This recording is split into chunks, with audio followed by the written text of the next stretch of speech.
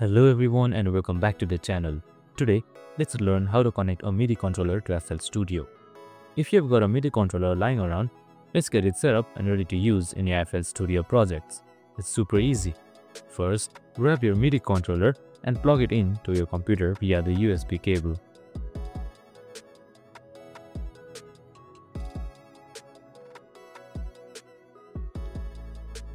Once it's connected, open FL Studio and make sure it's running. Next, go to the top of the screen and click on Options. Then navigate to MIDI settings. A window will pop up showing all your MIDI devices.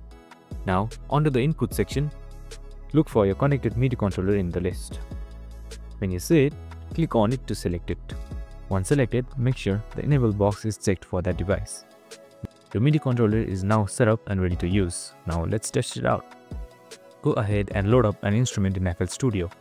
Like a synth or piano, as soon as you start playing your MIDI controller, you should hear the sound from the instrument. That's it. Your MIDI controller is now connected and ready to go in FL Studio. You can now start recording your MIDI input directly into your project, adding some great melodies or beats. Thanks for watching. Make sure to like, share and subscribe for more helpful tutorials like this. See you on the next one.